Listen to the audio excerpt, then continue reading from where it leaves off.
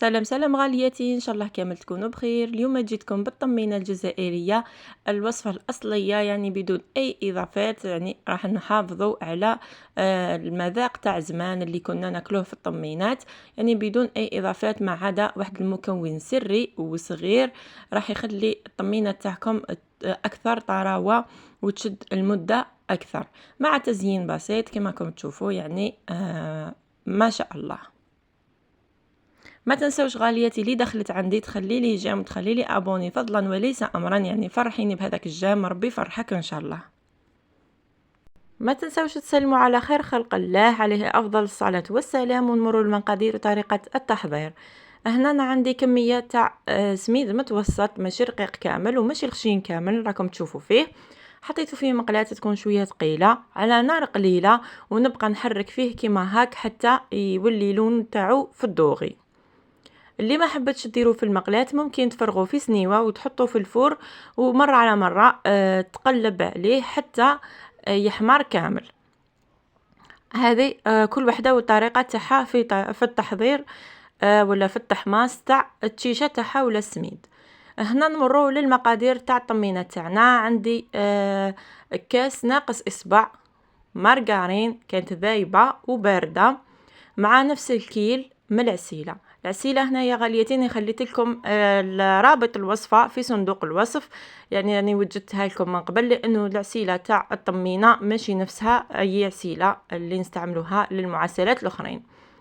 ضفت ليها ملعقة صغيرة عفوا ملعقة كبيرة تاع ماء الزهر وقرصة ملح لتعديل المذاق، ونبقى نحرك هكا نحرك حتى ينسجم الخليط. هذه المرحلة جد مهمة، يعني لازم ينسجم الخليط تاع العسل والمارغرين قبل من بعد باش نضيفو السميد تاعنا.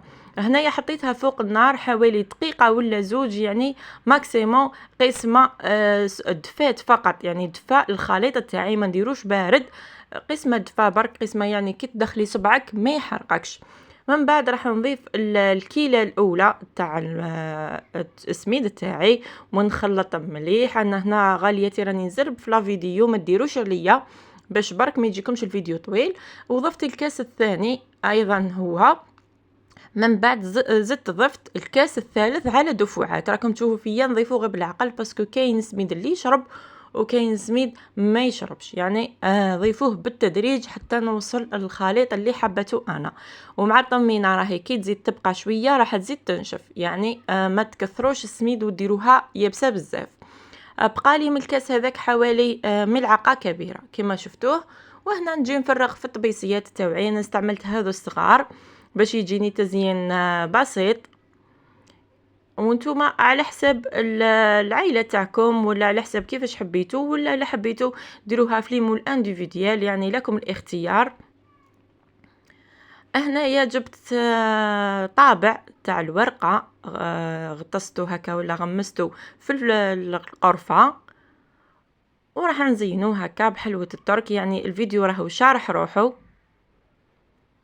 راح نفوت كامل على هذيك الرشمه بالحلوه تاع الترك. انا هنايا حلوه الترك ولا الشاميه كما يسموها في بعض الاماكن. هنايا درت هذه تاع البطاطا الزرقاء، صراحه انا نحبها باسكو يجي الذوق تاعها من اروع ما يكون.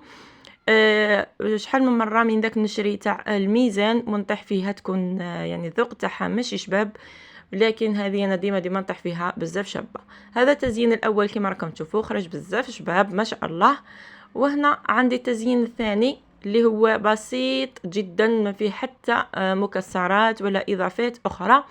درت نجومه هكا بالقرفه وضفت لهم هذا النجوم الصغار، راهم يتباعوا عند بائع لوازم الحلويات، يعني قيس 5000 راح يعطيك كميه ما شاء الله. هذا التزيين الثاني. وهذه هي الطمينه تاعي تاع نهار اليوم، ان شاء الله تكون عجبتكم الوصفه. شوفوا هنايا بعد ما باتت، شوفوا اذا فيها لي دم الفوق ولا ما فيها حتى شيء. بالنسبه للتزيين الثالث انا كنت نزين فيها وجا وليدي وسخها لي بالقرفه، يعني فرغ لي عليها القرفه، جات شويه ماشي شابه، لكن خليتها وقلت علاش ما نصورهاش. راح تكون البركه من يدين وليدي ان شاء الله. هنا وصلنا لنهاية الفيديو، حبيت نوري لكم برك شوفوا كيفاش تكون من الداخل كيفاش الطراوه هنا قلت لكم بعد ما باتت يعني ولات من اروع ما يكون، سورتو كي تزيد تبات راح تشرب كامل هذوك ليدام وتشرب هذيك العسيله وتعطينا واحد الذوق من اروع ما يكون، وتجيب معبقه بريحه المزهر راح تجي من اروع ما يكون.